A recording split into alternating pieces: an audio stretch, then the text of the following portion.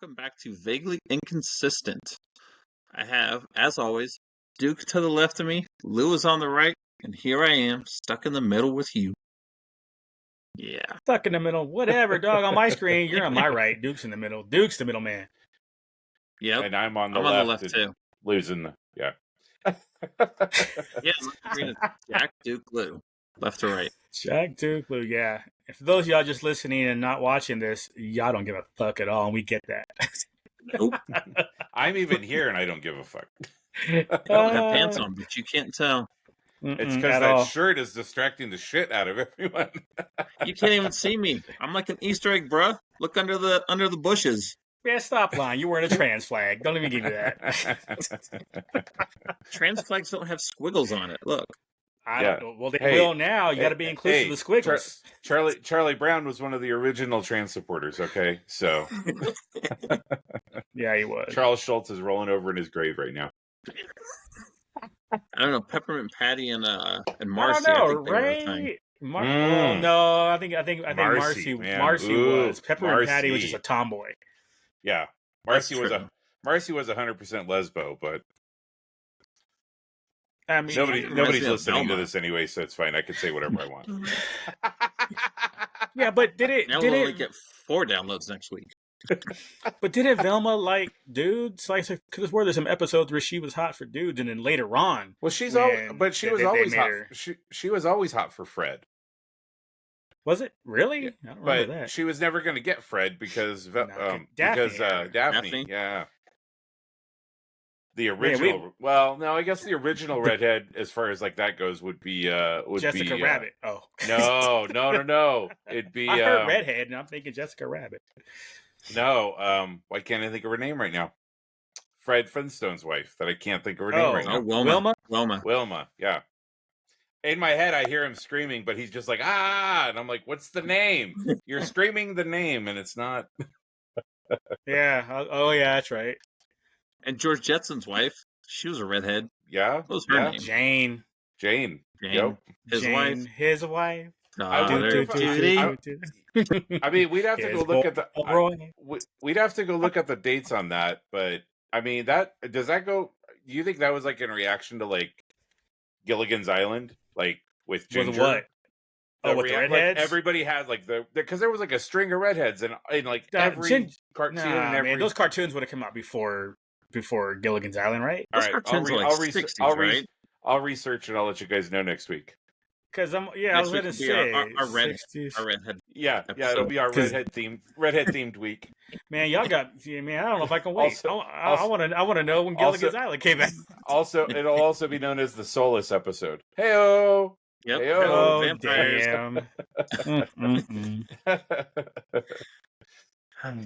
So that lasted a whole 2 minutes, and we just totally went off script and normal stuff. I was thinking the same thing. I'm like, we went off track instantly on that one. I don't have any of this on the agenda. So what's going on? That non-existent agenda. Dudes, what happens at your HOA meetings when people go off agenda? Do you have a gavel? No. You know what? I have had some HOA board presidents have a gavel and smack that shit. He not just even shows kidding. Up without pants, and then he just like no. Nah, my voice is a little bit boisterous and travels when I get upset and loud, and when I stand up and tell motherfuckers to calm down, they calm down. So, and if not, then you get out the slapjack and. I mean, especially I'll put my dick in the freezer and cold cock a bitch. But it's seriously though, it's one of them things where obviously, in Colorado, a bunch of white people, you got a 6'1", 230-pound black dude stands up and asks for order. He gets order. I mean, so I don't have to worry about it. I've been to meetings where people, a little bit smaller stature, white people, and sometimes women.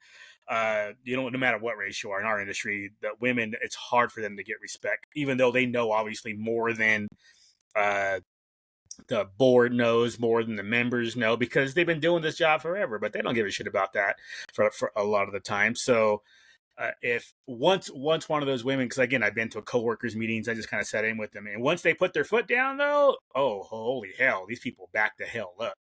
But me, I usually just do it once, and they all just kind of like, oh shit, let's not piss off the Negro. So I think that's it's how that Rage Against the Machine song. No, I thought that was going to be one of the alternative names for the podcast. Don't piss off the Negro. I bet we'd get more views with a title like that. Well, I don't know. That stupid movie about the magical Negro ain't even going to make 4 million total worldwide. So it actually looked entertaining to me. I was going to watch that. I'm going to tell you right now, it looked a little bit silly entertaining to me. Once that's on streaming, I'll watch it, but I ain't paying for it. Oh, so the song "Rolling Around Down Rodeo with a Shotgun." These people ain't seen a brown-skinned man since their grandparents bought one. That's how Colorado is. Yeah. Well, but somehow now Rage Against the Machine is woke. I mean, from my understanding, they are now, and they're all just like messing shit up. They were, anti-establishment for something, and I don't know. I didn't keep up with that story. I didn't care enough. They've always been woke, dude. Some of those that burn crosses are the same that run forces. Woke. Yeah. True. And we all know. Well, we're not going to talk about Jack's forces. Yeah. Speaking of stuff that happens at work, Jack, do you want to talk about your what you sent us earlier this week? No, I don't think we can. No. Now you're really trying to get him in trouble. What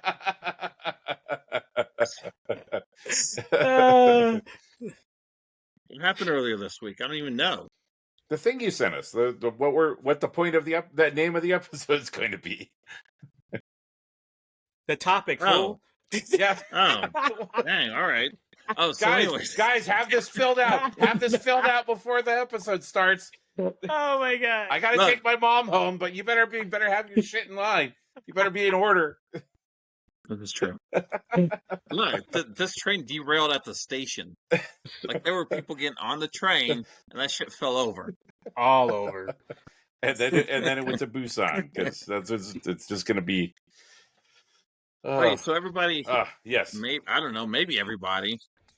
You know, when you work at a professional job and they try to figure out communication style, team building exercises.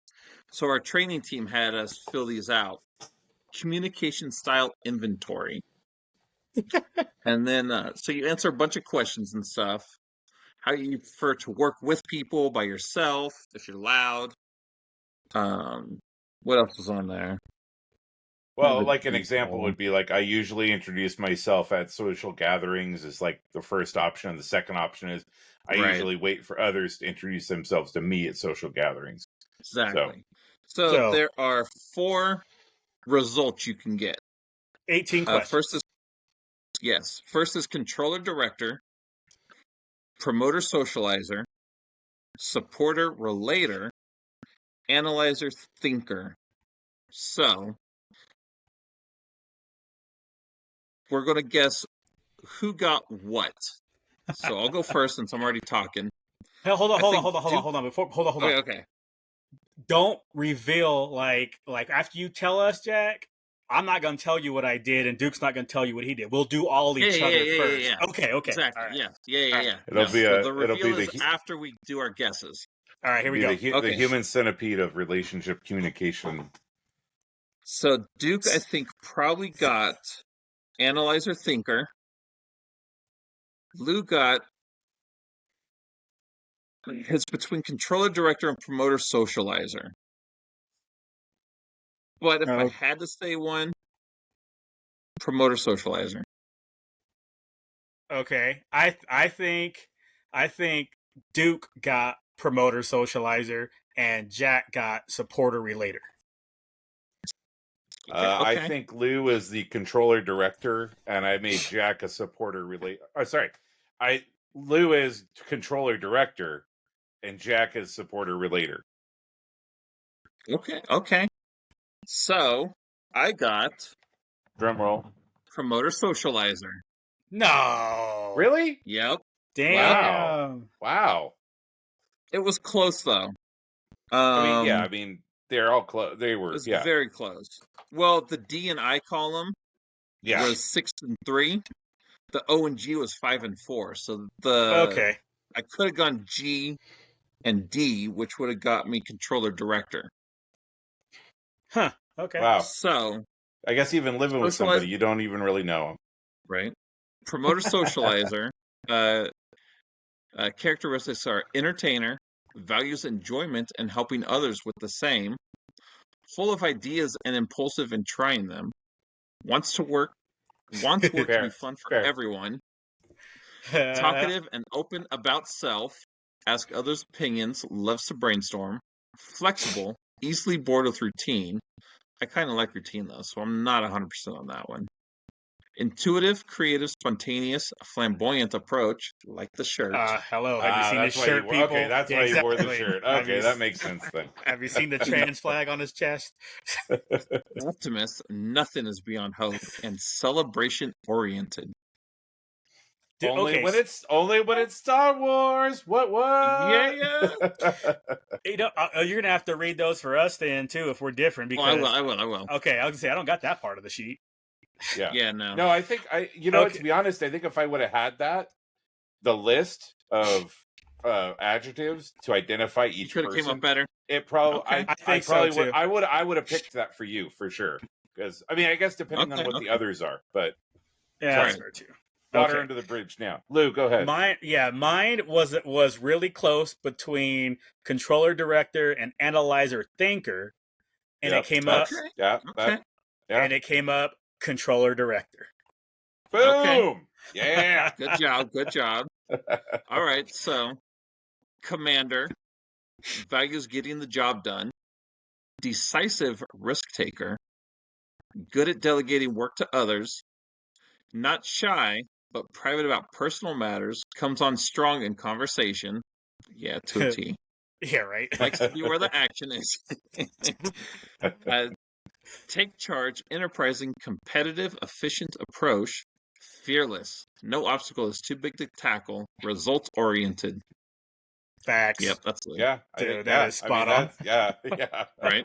No argument. I see no lies. For real. I'm all like, hey, you know what? I'm not gonna counter any of those. That is about all right, Duke. All right, what'd you guys say for me again?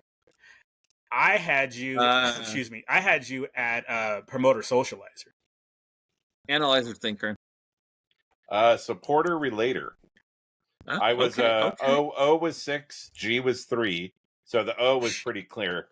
And then the G and the I was 5 and 4. So damn. I just barely beat it out. Wow. So supporter relator. Boom. All right. Harmonizer. Values acceptance and stability in circumstances. Slow with big decisions, dislikes change. Builds networks of friends to help do work.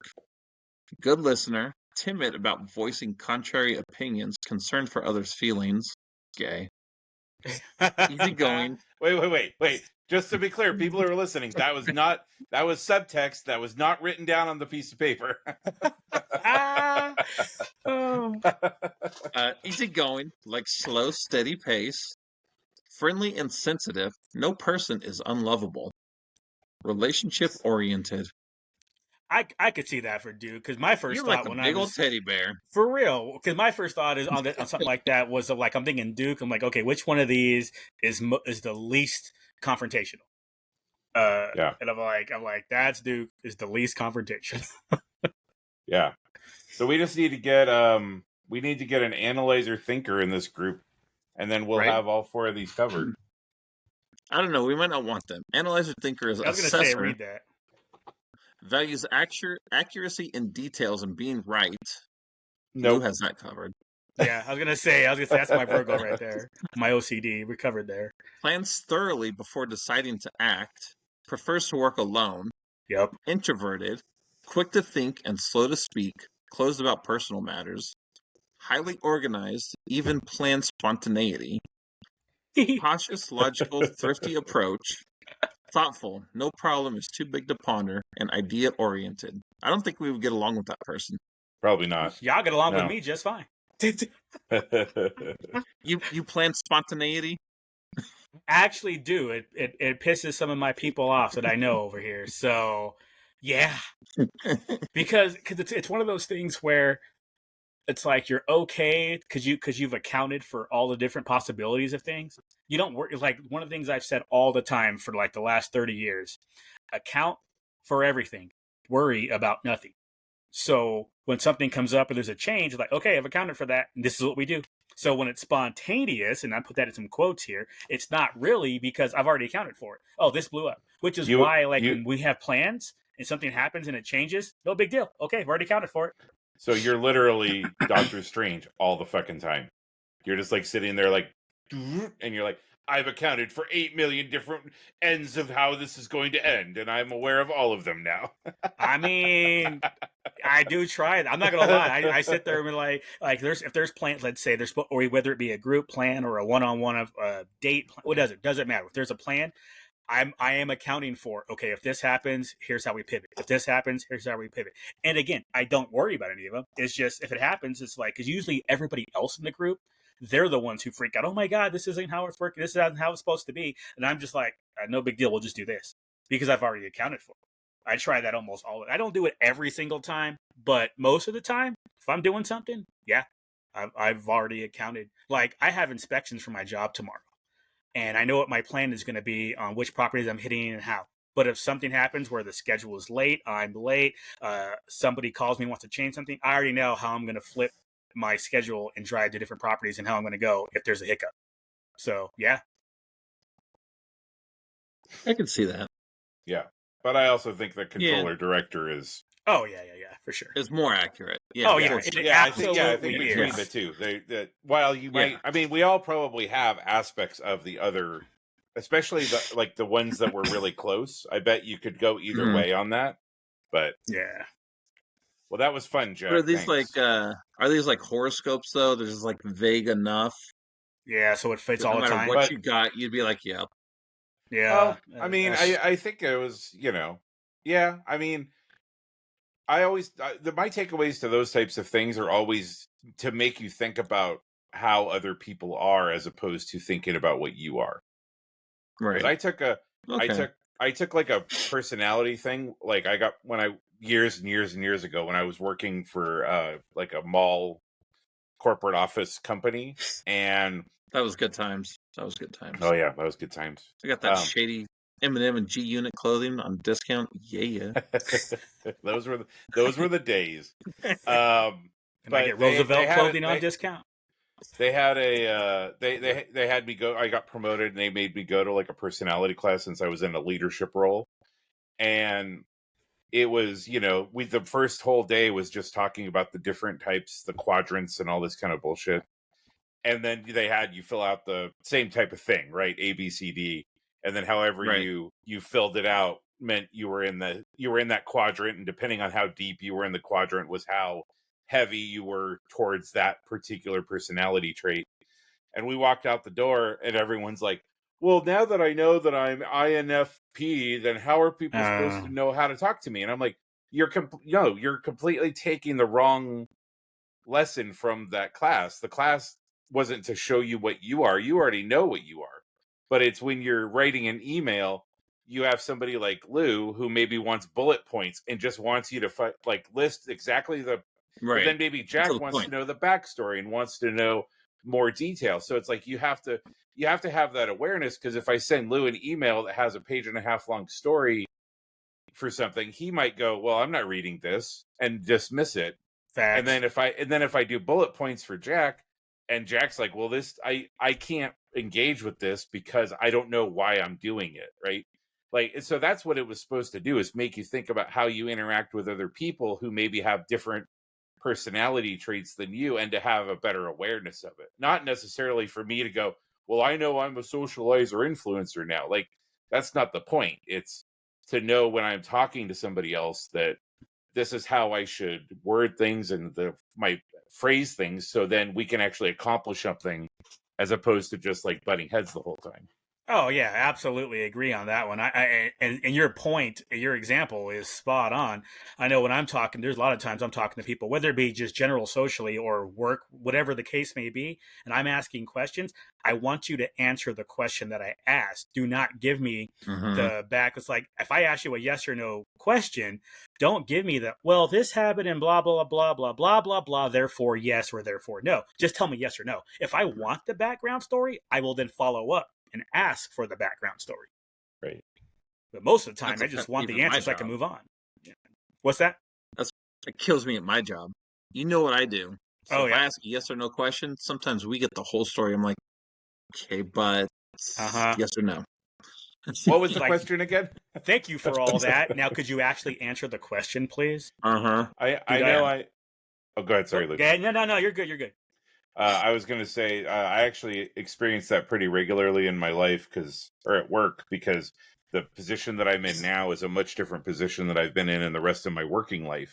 And the rest of my working life has been being accountable for kind of almost every minute of every day, kind of justifying your existence every day, right? And this job, my boss doesn't have time for me to tell her a story. Like, she just literally she has so many things going on in her head from a day-to-day basis. I mean, she works like 10-hour days and she has like 12 hours of meetings, like that's how busy she is. So when we do have time and I find myself like telling a story, I have to like check myself, because she doesn't it's not that she doesn't care about the story, it's that she doesn't have the capacity to hear the story, right? Are you doing your job? Right. Yes. Is everybody, everything I've heard is good. Yeah. Well, what about this and this? Oh, wait. I'm sorry. Like, I have to check myself. It's been a, interesting thought process for me, because I find myself rambling, because I get caught up in the, like, I have to justify what I'm doing. And then I go, well, no, not really. Because she seems happy with me. So, So is she a controller director? Her? Yeah. No, she's a I think she's a supporter. What's the supporter one? Promoter, relator. Relator. Yeah. Okay. Yeah, relator. Like, because she's definitely somebody who somebody who looks out for the people that work under her, So she's definitely a supporter. And I think she would relate more, but she just doesn't have the bandwidth. She just doesn't have the capacity. See, for me, I have the capacity. I don't have the want. It's right. Like, for me, it's just like, don't waste my time with this superfluous information. I have no interest for that. I ask the question. I want to get the answer so I can move on to the next thing. I need to do this thing over here. I need the answer here to do that thing. So I don't care what the story is. And like I said, if I do, I'll ask. And it's like the people, I don't know if you guys have somebody in your world like this, where it's, what would you like for dinner?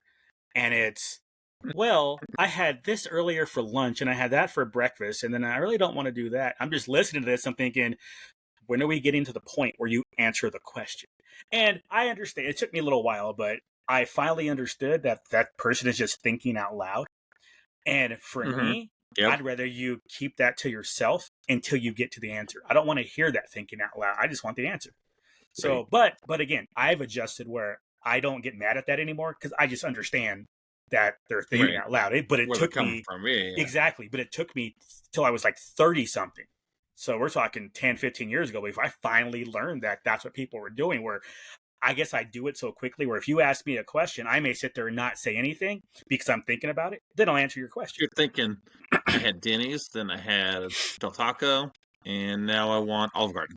Exactly. But you do all that in your head real quick. You don't have to talk it out. Real quick. That's exactly what happens. And it's kind of funny. A segue off of that. This is, oh my God, it was probably, high school, or I just graduated. So we're talking 30 years ago. I had somebody in college in a psych class, and they're asking me these 20 questions, and it turns out at the end they were determining whether or not you're left or right brain. And there were these 20 questions, and mine came out 19 left-brained and 1 neutral. I had no right brain answers at all. It was wild. That still, obviously, 30 years later, that still sticks with me that I was 19, 0, and 1. But you guys know me, and you know that fits. So yeah. Shit, I'm not So- going to ramble to Lou and tell my life story anymore. Shit. So no. You see, that's the thing. If I don't ask a question like that, just no ramble. I want that. Like if it's open ended, I want you to ramble and fill me in on details. But if I specifically like, hey, this or whatever, answer, this or this. Well, I'm really not sure. That's bullshit. Think about it enough, and you will get your answer. So the worst answer to that though is, I don't know. What do you want? Oh my gosh. I don't. Which is the worst answer, because it's like whenever that happens, I will pick something that I know that person doesn't like. It's like, well, I don't care. Okay, then let's do this. Well, no, I don't want that. Okay, that means you do care. So why don't you actually pick something that you care? Suddenly we have an opinion up in this thing. Yep, I will absolutely throw it out there. As soon as they say I don't care, boom, there it is. Then they surprise you when they were like, "Fuck yeah, let's go." I know, right? That dude talk about jokes on you. You're discombobulated. You're like, wait, right? It's like, shit. I didn't actually want that. Exactly. Oh yeah, I think that's happened to me once or twice before too. It's like, fuck, now I'm stuck with that. That's what I get. Playing games over here. Yeah, when somebody does that, I usually go, well, let's see, I want this, or this. I think now it's your choice again. Here, these are my options. Now here's your options. Oh, I've done that. You pick from my list. Yep, I'll do. Or the okay, pick a type of food. Mexican, Italian, burger, diner. You pick a style, or a style, and I will pick the place. We'll compromise. It's like, well, I kind of want to go out. Okay, cool. If that means sit down spot, I will pick a sit down spot for. So it's like, oh, I kind of want fast food. Okay, if you could at least help me out. Because I'm okay if I have to just pick and you're just going to deal with it. As long as you've proven you're not going to bitch about what I pick, then we're good. That's true. If it's like, hey, I don't care, just pick something. Okay. And the moment I pick it, you're like, well, I really didn't want that. I'm just like, oh, no, we're going to have a problem going forward. Yeah. And I'm okay with speak your damn mind, right? It's like well, I kind of want this. I know we kind of had, I know you made spaghetti yesterday, but I kind of want to go to Spaghetti Factory. I'm like, okay. There's nothing wrong with eating the same shit a couple days in a row or style. I'll do it, dude. Italian's my favorite, so I'll eat that 7 days a week. I ain't worried about that. Because you're like meat lovers at Spaghetti Factory. Damn right. Two big balls, the annual, and that wiener in the middle. The annual Spaghetti Factory trips. San Diego Comic-Con, baby. Yep. Yeah. Did you guys? Lately we were going twice. I think lately, the last couple of years, we've gone twice instead of the once that we're down there. We hit Joe's Crab Shack once, and then Spaghetti Factory twice. You know what's missing though that we haven't done in a decade? Ghirardelli. Mm-hmm. So we might have to hit that. Or is that what was the it? Barbecue place is good. The wood-fired pizza that we used to do every year. The one that was further out, it was the one where we would take the walk. Yeah. That must have been y'all. Yeah, that must have been y'all. I don't remember doing that. I remember Dick's Last Resort the first couple of years we were going. Yep. That was fun. And Fred's, the Mexican place that's not down there anymore. Is that the one? That's the one that was the cantina style, right? It looked like an old school cantina. Okay. Yeah. Okay, that's cool stuff. Why do we always talk about food? Because food is good and we all fat. Yeah. That's why. Yeah. Because I told people this isn't a Star Wars podcast, so we got to talk about something else that we're all interested in. Although that was a great episode, though. I know y'all saw Bad Batch. Yep. I did not because my Plex server died. I will. I'm going to as soon as my Plex server's back up and running. But that it kind of curtails into my story. So your Plexer died. I mean, they got pills for that these days, man. You ain't that old, right? Go to him.com. Yeah. They'll evaluate you over the phone or internet. Yeah, whatever. I have a ship and distribute packaging. I have a prolapsed computer. Oh my god. Oh my god, that's funny. But yeah, it was well done, and I like the fact that they're going to address some stuff in the future. So, yeah, cool. And 2 episodes next week. So, is that the end then? No, like mid-season or something. I thought it ends the end of April. I thought we were already 8 episodes in. Is it going to be a 16 episode? This is episode 9. Yesterday was episode 9. So Okay, so they're doing a super long season then. Yeah. A little bit longer, yeah. Because they know it's the last one. Last season, so they're filling in what they have to. Yeah. As long as they get the job done. I mean, they're pulling a Halo. They're filling in all the gaps that they did during the first season. That reminds me, Jack. So did you finish? I finished season 1 finally. Okay. All right. Watch out. And I watched episode 1 of season 2. Did episode 1 of season 2 make you go, "Ah, shit, here's my jam"? This is like, yeah, until he didn't pick up the energy sword. As somebody that's been playing Halo since like day 1, he did not pick up an energy sword and fuck those elite up. It's episode 1. Like, I'm not spoiling no excuse. Go out guns blazing, pick up that energy sword and fuck those dudes up. Yeah. I also didn't see the that ball sack shit where they squat down. I was hoping to see that in the game. In the show. Because everybody does it in the game, right? So teabagging somebody. That was the cutscene from when him and Homegirl were boning. For real. There you go. Wait, that reminds me. Did y'all think that was a little weird? Because he's like 40 and she looks like she's 16. I was like, man, that's a little creepy. Because she don't look that old. Look, I thought it was weird he took his helmet off. Master Chief doesn't have a face. Yeah, that was weird for me too. Because again, not knowing the game, like we've always said the last few episodes, I thought that was the thing. His helmet doesn't come off. So to see it come off right away, I was like, what the hell's going on? And he's ugly. Master Chief should be a handsome fella. Well, but ugly. I think that was, again, I think that was part of the game was that he never took his helmet off, or always his helmet was always like at the beginning of the game coming on to his uniform or his armor, because then he could be anybody, right? He could be Jack, he could be Lou, he could be me. Like, there was no, there was no like, oh, he's a blonde, blue-eyed Thor, or he's, Captain America or whatever. Like, that the idea was that the protagonist could be you. Like, you were supposed to identify with him, and you did, I think. So, I think. Oh yeah. So for all the games that you guys played, he never took his helmet off? Never. Nope. Or at least it was never. Whenever he did, you never saw his face. Yeah, right? Yeah. Like, he would take his helmet off, but it would be from his perspective. Right. And so he'd take his helmet off. First person game. Yeah. Yeah. So you and even all right, and all the third person stuff. I mean, the very beginning of the first game, he's in a cryo chamber, and like the first thing that happens is like his helmet comes on his, drops down over his head. Like, okay, yeah, I thought I saw something like where the last game that came out, they finally revealed his face, but it never happened, huh? That's wild. I don't think so. I haven't played Infinite yet, so I don't know. Okay. But I mean, of course, all the rest of them, ODST and the other Spartans and stuff, all have taken their helmets off, so you know who they are. But that's because that's not you, right? You might be playing that. You might be playing them at some point, but so is that team? The other three, is that part of the game? No. No. The characters are. I think I'd have to look again, but I don't think. Yeah, I don't think those are all original. Okay, because I'm thinking Gears of War, where you had your team of 4, you know who the people are, and I thought Halo was like that too. Well, no, to me, didn't get that way until Master Chief is like the last Spartan, is how it always came off to me in like the original trilogy. Yeah. And then they put out Reach, and you play as a squad of Spartans, but then they all die, like at the end of the game. Spoilers. Okay. Yeah.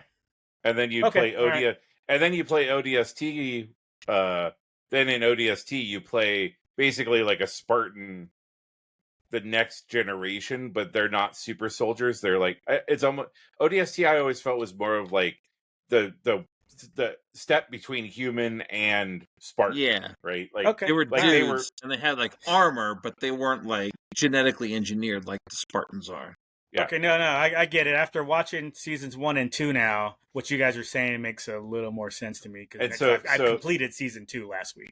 So the soldiers they're referring to them, and this will be a little spoiler for Jack, but because I don't think they talk about, just because it comes up later in the season, but the ones that they're referring to as Spartan 3s are more ODST than Spartan. Well, yeah, I figured as much, and as you guys were talking, I just wasn't going to spoil it, Duke. Well, I mean, again, it's not. I mean, again, it doesn't. Spoiling is loose because I didn't give any context, right? Jack doesn't know. Yeah, I hear you. Did you guys remember last week when I don't know if we said this on air, but you didn't realize there was an extension for a thumbs down on YouTube? Yeah, that was on the that was during the episode. Yeah, I was gonna say it. So I recently checked of what the Acolyte is right now. Like earlier today, it was like 100, negative like 500 or something. 500 and like 50,000 and positive 150,000. So they're trying to spin it where it's the most viewed trailer ever, setting records, but it's the first Star Wars trailer that ever got ratioed. It was like, damn. But I also think it's, to me though, like, I find it hard that there's 500,000 people in the world that care that much to vote it down. I don't find that odd or hard to believe at all. It's Star Wars. My thing is, though, are you hating the show or are you hating the trailer? What is wrong with the trailer? If you're just taking the trailer. Right. So, what is there to hate about that trailer? So 100% agree with you. So obviously there's a bigger conversation happening here, right? Like, or a bigger... There's a bigger issue because you got to keep in mind the showrunner was Harvey Weinstein's assistant back in the day. So there's going to be a lot of hate on her just for that. And then you add the wokeness that she brought to Celebration and the interviews that she's done, how she's going to bring her queerness into the show that she's actually said. So I don't think it's a trailer issue because that trailer looked damn good. I don't care who you are. Y'all know how anti-woke I am, and I don't give a shit. That trailer looked good, and I thumbs up that trailer. But if people are picking or thumbs up, thumbs down based on either whatever their ideology and Leslie Headland's ideology, and again the Harvey Weinstein connection, all these things, I could see how it could get 500,000 negatives, but there is zero way that trailer was worth 500,000 negatives. That's bullshit. Right. That trailer, that was too good. But the problem is, like, because of how Hollywood is these days, it's entirely possible that now they'll change stuff that was potentially good and make it bad, right? Like if something comes, if they look at the trailer stats and they care about the trailer stats, right? Which they shouldn't. It doesn't fucking matter because it's just, it's a trailer. And also it doesn't matter because it's fucking YouTube, right? Like YouTube, there is so much fucking negative bullshit on YouTube, so much hateful, angry, empty people just yelling into the void, right? Yeah, sort of. I mean, Andor got an absolutely positive review. So but I'm just talking about in general. I'm not talking about in general. Yeah, okay, like in general, right? And the fact that there's something like I wish I could remember the statistic. The number of videos that is uploaded to YouTube every second of every day is insane. It's a crazy number of videos that are being. And the reality is the only thing that gets views, or this day and age, the thing that gets the most views is going to be the angry, I feel as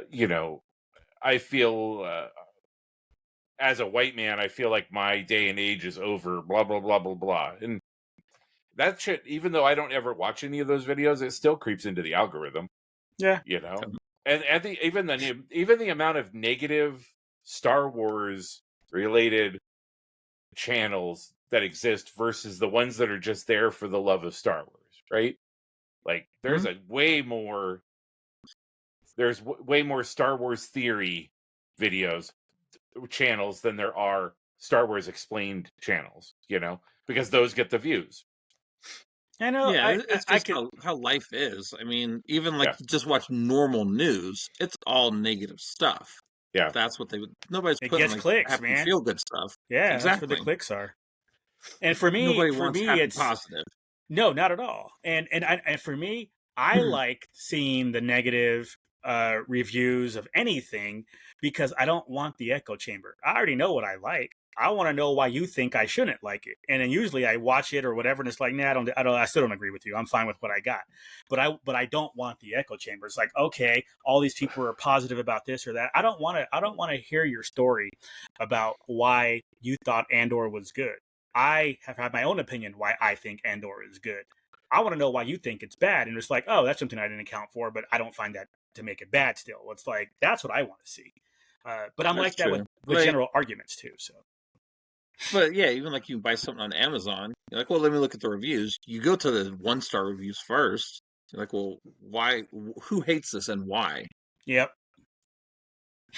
But some people, I think, just like feeding into the negativity of that. Oh, like, gotcha. I see what you're saying. This guy hates Star Wars. This guy hates Star Wars. I'm just going to watch all their stuff. Because you know what? I think I hate Star Wars now, too. So and then that's just like bounce to hate the hate. But it goes back to our Jar Jar episode. There were people that made a web ring of Jar Jar hate stuff. I'm like, oh, if you like killjarjar.com, you should go to letskilljarjar.com. And you just continuously click in this ring of hate. And all it does is reinforce itself. Right. And then it reinforces it in your mind. Confirmation bias. If you surround yourself with negative stuff all the time, you're going to be a negative person. Well, and if that channel that you're watching, you know, Star Wars was good and now it sucks, or whatever, goes, oh, you need to go to the Acolyte trailer and you need to vote it down. If that's a channel that you watch and you believe in, we will say negative. Exactly. Like, you know, how many sites have been DDoSed? How many people have been doxxed? How many because of some, you know, channel that has a grudge or right or wrong has, you know, some sort of negative and they happen to have, you know, they have a negative opinion of whatever it is, whether it's Star Wars or gaming or whatever, and they mobilize their troops, you know, against somebody. Like, you know, it's you know, so I guess I could see the 500,000 if you're a negative Star Wars influencer and you basically like sick your minions. Yeah, your minions on the Acolyte trailer to vote it down, you know, for whatever reason. Again, like you said, the trailer, if you're looking at just purely the trailer's fine. But if you have a bigger bone to pick, right? If you have a bigger and maybe those people, it's Disney. Right. It's Disney, so whatever. Like, so yeah. You see Disney drop their lawsuit in Florida? When they were trying to get all that special treatment, they were like, screw it, we're not going to win this. So they dropped it. Now they're going to be treated like every other entity, and they're not going to get that privilege that they had the last, 40 years, whatever the hell it was. Now, I don't know. That might backfire on Florida, though. How? They're going to get now they're going to get proper taxes and everything else from them that they weren't getting before. But see, that everybody else has to do, like Universal. So you haven't been to Reedy Creek around Disney World. Correct. Super nice there. Super nice. And Disney takes care of all that there. But now you're going to put that in the hands of regular Joe Schmo taxpayers and regular public works people. It's not going to go over well. I need to read more up on that because I'm not sure that's how it works. My understanding is they just have to pay more is all. They can still have their people do it. They're going to pay more. But they don't have the special district anymore either. Yeah, so they're just going to pay their taxes, put it into Orlando or Orange County's pockets. But as it is now, before all this, Disney would be like, yeah, we're going to fix that road. We're going to make sure that the streets are swept, every so often. All the potholes are filled. These are the nicest roads in all of Florida. But now you're going to leave that up to regular public roads. It's going to have potholes everywhere. I don't know if they can afford to do that, though. Disney's name is so tarnished right now, and they've got this chairman vote coming up, where nobody's trying to get rid of Iger at this time, but these guys want a seat at the table because, well, they suck. Everything they've made the last 2-3 years, except for Guardians, I think, Guardians 3, everything has lost money. Everything. And that's a damn shame. I don't know if they can afford to have more egg on their face. So if that happens, we're like, we're just going to leave that alone and not touch it. That's going to fall back on Disney and not Florida. because people are going to know. Plus, the state of Florida is going to blame Disney anyway. Let's be real. But what has come out in the last couple of years, 2 to 3 years, from anything that has been great consistently? Like none of the studios have, but none of the studios have put out consistently good stuff. But they've at least put out something good. But my point is that I think what's happening is you're seeing the rebound from the pandemic, right? The pandemic started. You had a bunch of studios who had to adjust how they manage stuff, right? I mean, you have Disney, or not Disney, you have Discover, HBO, Discover, whatever the hell they're called now. Oh, yeah. Warner Brothers, like just gutting things because they got to save money on taxes, right? Why would you do that? Well, because you're not making money elsewhere. If you're just pulling stuff off, if you're just pulling movies out that are complete and done, right? Regardless of whether they're shit or not, because every year there's tons of movies that end up being shit that are put out every year, right? From all the studios. So to say, well, we're going to take this, we're not going to release this because we're going to make more money off of the taxes than we would by releasing it, when that hasn't been as large of a thing, or at least it's been something that hasn't been as publicized. Yeah, as known, right? Like when they were like, oh, well, they're not going to release Batwoman because they're going to make all of that money back in tax breaks. And you're just thinking, no, why? If we record 5 more episodes of this podcast and Jack spends $500 more on software to make the podcast better and it doesn't go anywhere, and then all of a sudden he just pulls all the podcast episodes off, it's not like they're going to say, oh, sorry, Jack, here's all your money back.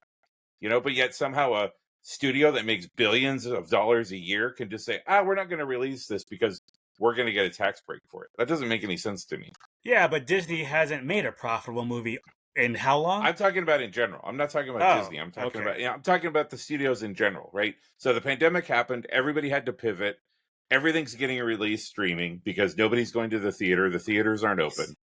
And now we're trying to shoehorn everything back into like everything's normal again, guys. Just everything. Don't worry about what happened the last 3 years. Just everything go back to normal. Okay. And the problem is that the problem is that their strategies, the fact that they had to plan their strategies out so far for this stuff, means that you had Marvel and Star Wars and Disney and Universal and MGM and all of these studios who had these 3 to 5 year plans going, oh shit, like people, we can't be dumping everything onto streaming anymore. We have to go back to doing things in the movies because everything's going back to normal. And also streaming isn't turning out to be as profitable as we thought it was going to be, because all those studios thought this is going to be easy street. We'll just release one copy of it and put it out on the internet and everybody will watch it and everybody will pay $15 a month to watch this one movie that we put out every year, right? I mean, that's mostly true, but I'm looking at it the side of just make a good movie. I mean, I don't give a shit what's going on the side of, oh, COVID happened and COVID this and that. New movies came out after COVID and they were extremely profitable. It's more of there's just shit movies out there, period. Right. And there's more of them but no, there's more now. Really, there's always been shit movies. Are you telling me there's now though there's been more shit movies than ever? That's just a writing issue. If you're trying to pander, if you're trying to check boxes, that's usually why your movie sucks. Once you don't do that, you do something like John Wick and make a shit ton of money because you don't care about what some company is wanting you to do with your movie. It's like, screw that. I'm going to make a movie that I think is good, and people will go and watch it. I mean, that's how it seems to me. You make a good movie, people will watch it. But if you look at the percentages of movies that are already using pre-existing IP versus original movies, and those numbers are heavily leaning towards IP. A bunch of the studios are not developing original ideas anymore, right? I'm not talking about like a biography like Oppenheimer. I'm talking about stuff that is original. I mean, even Barbie is based on an existing IP, right? Because it's the safe play, right? Instead of giving us $500,000 to go do something completely original and new that may or may not work, which is what the studios used to do. That was where like the Samuel Goldwyn Presents, the Miramaxes, the smaller studios, right? That were maybe attached to the larger studios, but that would do kind of the more risky, like Pulp Fiction, Reservoir Dogs, Desperado, Stuck in the middle with you. There you go.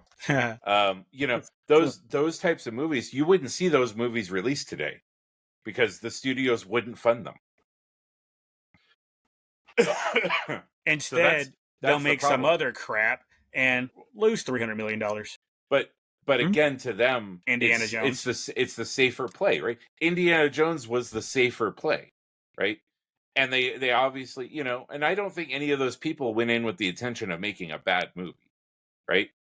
I think what ends up happening is, I think it goes back to what we were talking about a couple weeks ago with Marvel versus DC.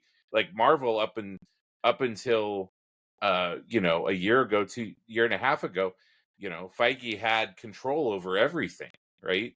And was the one that was dictating the terms for everything. And I think that at some point that changed, right?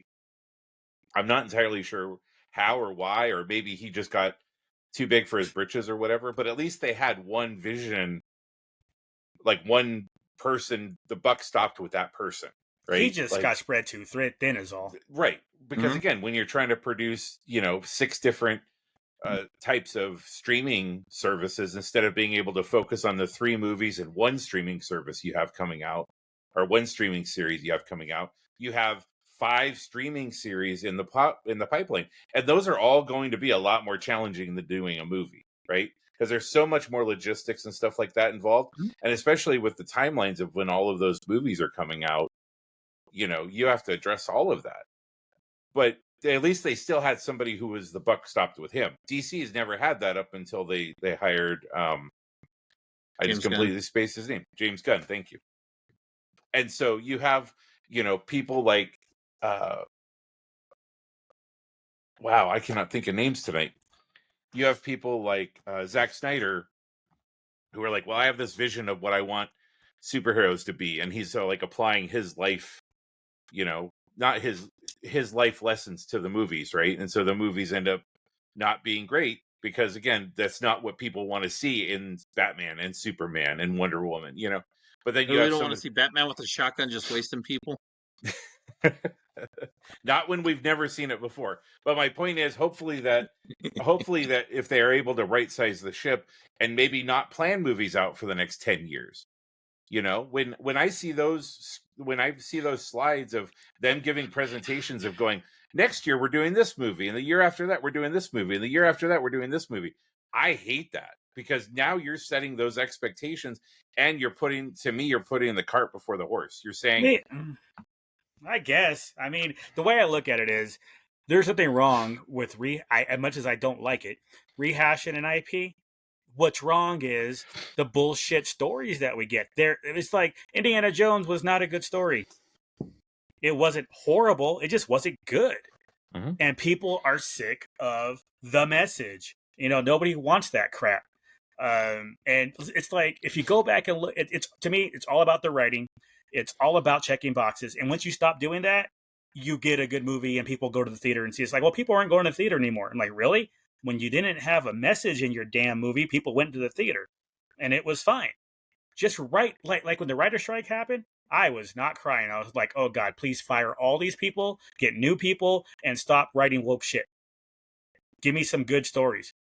But Barbie was, like you said, it was what did you say? It was a rehash IP because obviously Barbie existing IP, and that's fine. It is, and I didn't think that was a great movie. But it was better than a lot of the crap we've seen the last couple of years. But I think there's a difference between a bad movie and a woke movie too.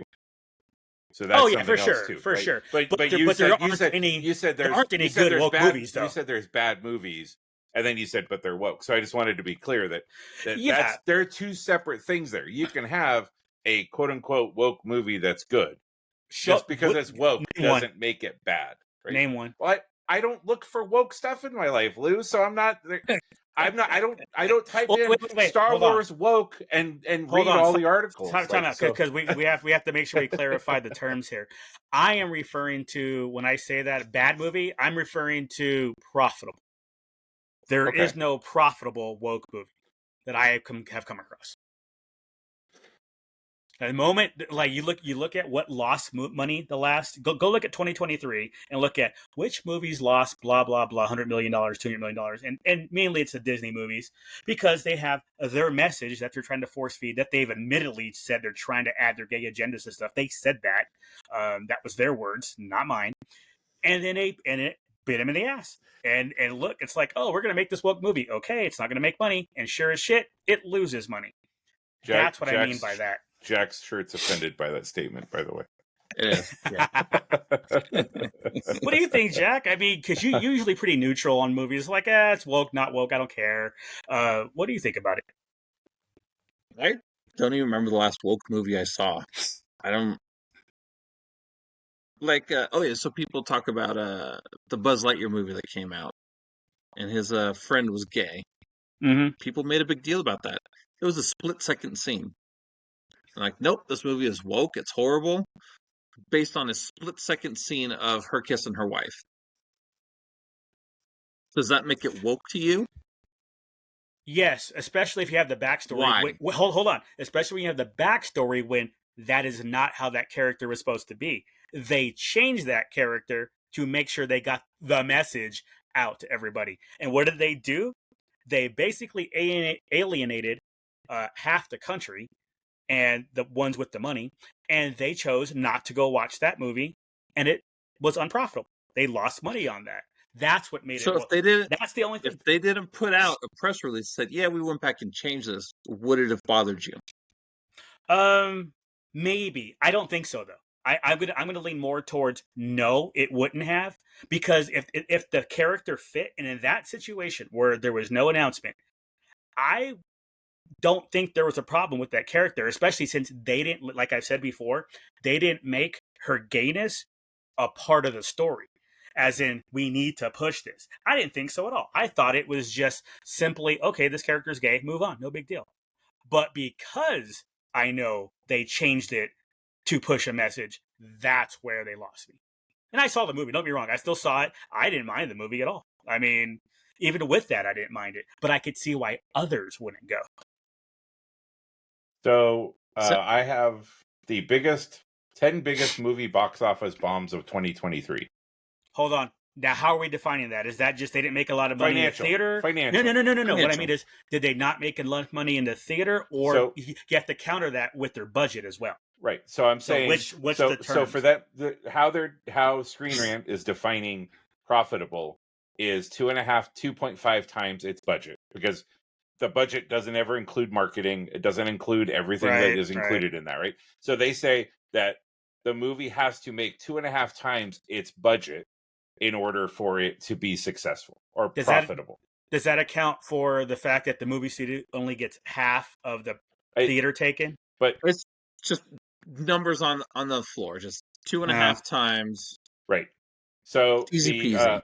So we can just we don't have to dive into any of these real quick, but I'm just going to go through. And Lou, actually, I want to know if for Lou, since Jack, again, you say I don't know when the last time I saw a woke movie is, and I still don't know what that term means, and so it doesn't enter my lexicon. The only time I ever use woke is when I have to get up way too early for fucking work. Yes, I'm woke right now, so just fucking leave me alone. So the okay, go ahead. I think, and this, I don't know what order this is. It doesn't have numbers, but I'm assuming that it is in order, right, of what they feel was the biggest bomb. Go for it. So the first on the list is the Haunted Mansion. Was that woke? Did you see that one? I don't know. I didn't see it. But I'm asking, like, in your. So yeah, so if I say it, and then that, my point is, Lou, I guess I just want to see what the correlation is. So that's all. So Haunted Mansion, you never saw anything about it, so. Yeah, no. Okay. I mean, all I heard was the movie sucked. I didn't hear anything woke about it. I just heard the movie sucked. Okay. Ruby Gillman, Teenage Kraken. Okay. That just looked dumb. Really? I wanted to watch that one. I think it's on Hulu now. You can watch it. Okay. Yeah. The Machine. I don't know what that one. That's a comedian, Bert Kreischer. Oh, yeah, okay. And Luke Skywalker. playing that his is dad. I remember the trailer. I don't know if that's woke or not. We already talked about Indiana Jones and the Dial of Destiny. Mission Impossible: Dead Reckoning Part 1. They consider that a bomb. Yeah. I think, I was going to say financially, I think it was a bomb. I didn't see that one. I know that one's on streaming right now. I didn't see it yet, though. Shazam! Fury of the Gods. I don't think that was woke. It just wasn't good. Ant-Man and the Wasp. We've already talked about that. Fast X. Well, I wouldn't call that one woke either. That was a bomb? They consider that a bomb? Yeah. Domestic gross was 100. So domestic gross. That's it. Gross. Domestic gross was 146 million. Worldwide gross was 705 million. But they said its budget was 340 million. Oh yeah, they lost money for sure. Yeah. So according to the 2.5 rule, that this meant that Fast X lost Universal 146 million dollars. That sounds about right. The Flash. Was that? I don't think that was woke. And then I know what you're going to say for this one, the Marvels. Honestly, I did not. Woke, no, yep, I did not think that was woke. Right. Okay, so all of those movies that were the bombs, according to financials, right? None of them were obviously woke. Besides, right? So, but that doesn't prove that, because my point was that if the movie is woke, it's going to bomb. And there are like I don't know, was it Elemental apparently had an agenda. Again, I haven't seen it, so I don't know. But if they had an agenda, no, here's a better one. I think it was 2 years ago. Strange Worlds from Disney. And keep in mind, most of mine is on Disney stuff because they piss me off because they run Star Wars. They've pissed me off because of it. But that Strange Worlds. Does that mean you're not going next month then? No, I'm still going. Fuck that. Okay. That's absolutely happening. Did you get your D23 tickets, Chuck? No, I didn't even bother because we got other stuff to do that weekend. When's D23 this year? August. Oh, is it? Okay. August? I think I couldn't remember. I was like, it's after Comic-Con, but I don't remember I thought it was October or something. One of the guys that I follow on YouTube, I didn't watch the video yet, but the title of the video was like, getting D23 tickets, and I guess it was a huge clusterfuck. So it was. Obviously they're taking after Comic-Con. Right. Oh, really? Because I guess general tickets might be a bitch, because I guess there's something for the top level, and then there's some kind of credit card holders level they get to buy next, and then general public. Yeah. What is that top tier? I don't remember. Gold. You just pay. It's like, I don't even know how much it costs a year, but you can get like a dual membership for like $70 a year. So it's you and somebody else is on it. But that's $70 a year. That's it. Yeah, it's that. I don't even know what it is. But yeah, sometimes we get discounts and stuff, and I think that's how we got to go see Indiana Jones at El Cap. It was one of those programs, and it actually helped us see the Captain America musical at DCA when it was out there. Okay, gotcha. So they had D23 gold member pricing, D23 general member pricing, and then they had preferred seating pricing for hall D23 preferred seating prices. That was $900. What? Yeah, they were ridiculous. And then they have a whole other ticket to go to the Honda Center for like the big panels. Yeah. Yeah, that's bullshit. There was probably a time where I wanted to go to D23. Not anymore. It's like now, and it has nothing to do with my dislike of what Disney's been doing the last 5 years. It's more of a why. I just don't see. For me, obviously, a lot of people go. They love their stuff. I get it. Like the way I love Comic-Con and Star Wars Celebration. But at D23, although nowadays, I guess that would be the thing to do, especially after Comic-Con, because it seems like they don't bring anything to Comic-Con anymore. They'll just wait a month and do their own thing at D23. I think a bunch of the studios are pulling out of Comic-Con this year. Again? From what I read, I think so. See, I understood it last year because of the strike. This year, there's no excuse. But I think it's just cost prohibitive, right? Like if you're I don't know, man, that's good marketing. But again, if your focus groups and stuff like that aren't impacted by Comic-Con, then why would we go invest a ton of money and bring people in and that type of thing? They're already going to get our dollar. Why do they need to show up? Exactly. Yeah. You're already going to buy the ticket. Yeah, they don't need to regardless. advertise it to us. Yeah. Yeah. The smaller ones, I think they do, so that works out. The TV shows and some of the smaller movies, okay, great. But the big studios, you're right. They don't need to spend $1 on us. Yeah. So that's why there's probably never going to be a Star Wars Day again at Comic-Con. Because they don't need to. Why do they need to? No. Yeah. They have D23. They have Star Wars Celebration. They have other avenues that going to Comic-Con just undercuts those, right? Because if they're going to give presentations at Comic-Con, what do they have to show at D23 or at Star Wars Celebration, right? I'm not saying that's right or wrong, right? But I'm saying that's it's just in my head. Yeah, it's the reality of the situation, And honestly, can't really blame them. No, you think about it, it's like, yeah, all right. Especially since they're not waiting a long time. It's a month later. Yeah. It's weeks later. Right? It's closer to 3 weeks than it is than it is 4 or 5. So at that point, it's smarter for them. Obviously, less expensive. Yeah. I mean, and in the last couple of years with them hemorrhaging money, it makes the most sense. My only issue is, and this is just me being selfish, is when you show trailers, stuff like that, drop that online, please. Put that on your YouTube channel and let me go watch this. Right? Some of them are good about doing that. But some, some, not the big ones. Yeah. Whew. This whole episode was off the rails. We didn't even get the Duke's Vegas story. We'll have to say that for next week. Right? Yeah. I was thinking about that too. It was like, man, we went on a freaking tangent. Well, nobody even knows that I went to Vegas yet, so maybe people will catch on this week. And we still haven't talked about the podcast stats. That too.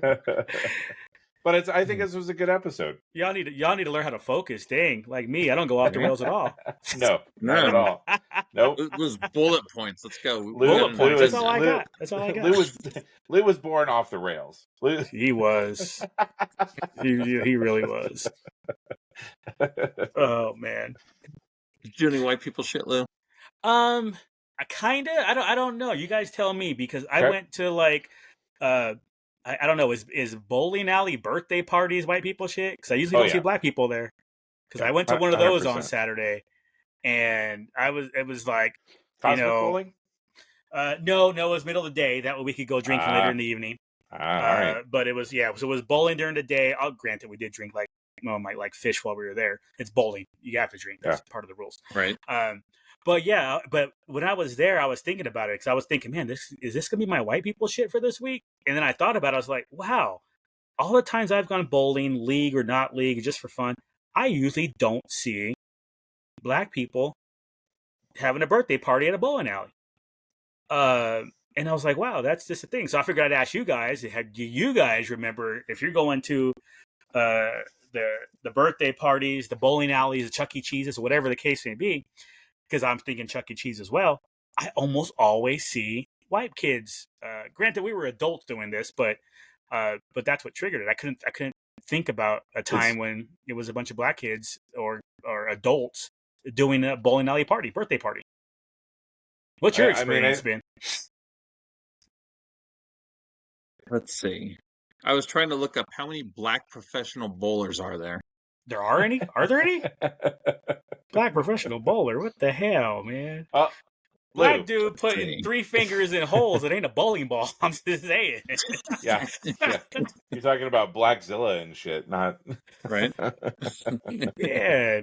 Well, this says that some dude named Faulkner is one of only 2 African Americans that are professional bowlers that have won a bowling title. So his last name is Faulkner? Yeah. Okay. I'm just not going to touch it. Gary Faulkner Jr. So there's 2 of them. At least. Goodness. Yeah, no.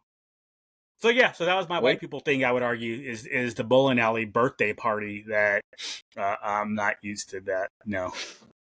Not for black people anyway. That's white people all the way. So what do black people do for their birthdays?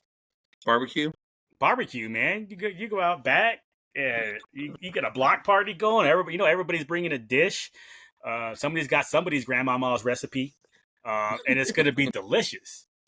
And there's pork and chicken all up around this bitch. I'm telling you that much right now. What did my mom say? Eat that pig from the rooter to the tutor. Rooter to the tutor. And Lou burns through so many pairs of gloves. Oh my, you have no idea, dude. There are times when I will run out. And it's like, man, I can't eat anymore. I have to get a fork and knife to cut the meat off the ribs.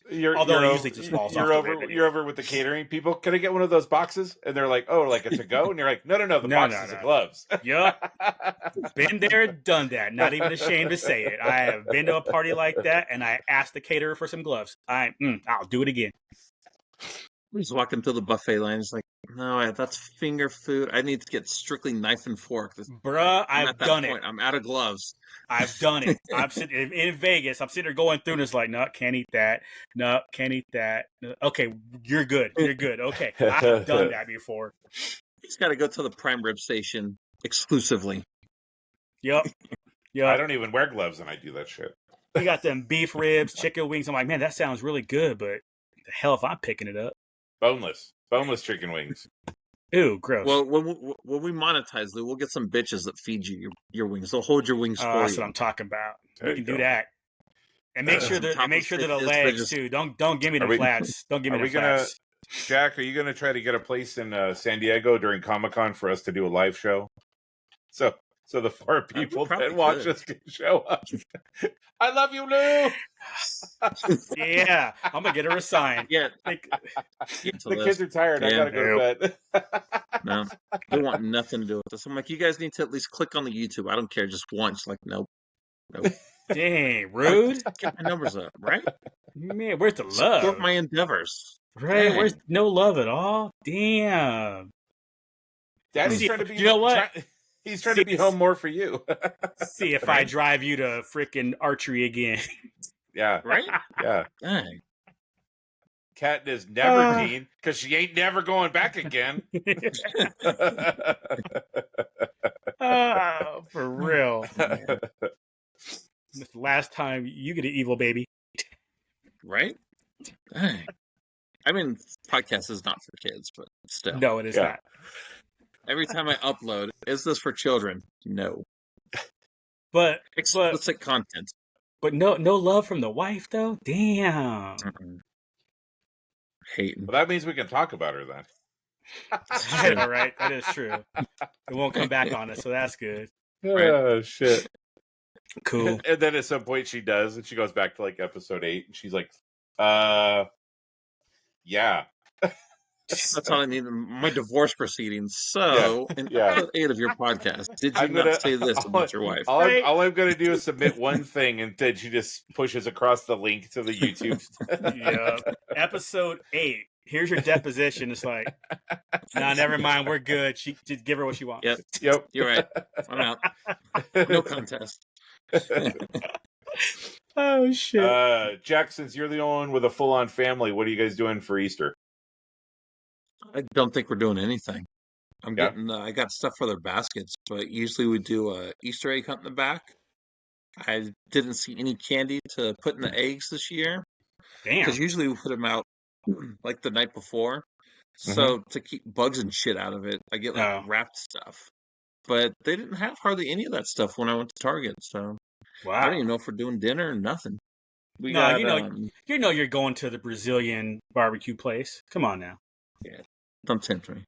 No, little one might have a baseball game this week. They canceled it last week for the weather, but it's supposed to rain again this weekend too. So damn, yeah, which is sad because it's Star Wars Day. We're going to a play called Funny Girl this weekend. That's right. That's old school. Yeah, it's playing out here. I might go see Kong. Go see Kong and Zilla. I might do that too. I think I'll catch a matinee. I don't think I want it full price on that one, but I'll catch a matinee. Tightwad Tuesday, man. Tightwad Tuesday. I think that's what was the other movie I was telling y'all I might watch on Tuesday? It just came out last week. Ghostbusters? Yeah. So that might be the Tightwad Tuesday might be Ghostbusters. I'm going to go see that tomorrow. So I liked it. Yeah. It's good. Man, there's a lot. The last one, you like this one. Yeah, last one is about Ghostbusters. Yeah. I enjoyed the last one. There's a lot of movies coming out over the next month and a half, boys. It's going to be pretty crazy. Yeah, there is. What's the next one that stands out?